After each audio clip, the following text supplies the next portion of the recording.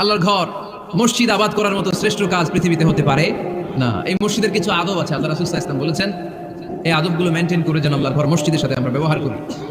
মসজিদের এক নম্বর আদব হচ্ছে মসজিদে ওযুর সাথে প্রবেশ করা। কিসের সাথে? ওযু করে পরিচ্ছন্ন হয়ে মসজিদে প্রবেশ করা। এজন্য অপবিত্র অবস্থায় গোসল ফরজ, এরকম অবস্থায় মসজিদে ঢোকা যাবে? কথা বলেন, ঢোকা যায়?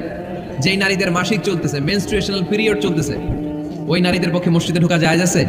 নাই। তাহলে এটা হলো এক নম্বর আদব। মসজিদে ঢোকার সময় কি করে ঢুকবো? ওযু করে। আওয়াজ করে বলেন, কি করে ঢুকবো? ওযু করে। দুই নম্বর আদব হচ্ছে মসজিদে যাওয়ার সময় সবচেয়ে ভালো জামাটা পরে যাবো, সবচেয়ে ভালো পাঞ্জাবিটা পরে যাবো। জানতো আপনারা? না সবচেয়ে সিরাটা পরে যান? হ্যাঁ, অনেকের নামাজের জন্য একটা পুরান জামা আছে, সিরা পাড়া, এদিকে হাত উঠালে দিতে দেখা যায়, আছে না নাই? সবচেয়ে সিরা পাড়াটা রাখে নামাজের জন্য, কপাল পড়া। আর সুন্নাতে খাতনার অনুষ্ঠানে গেলে মাশাআল্লাহ লেহেঙ্গা গায়ে দিয়ে যায়, আছে না নাই? না, আপনি ইবাদতের জন্য সবচেয়ে সুন্দর জামাটা রাখবেন।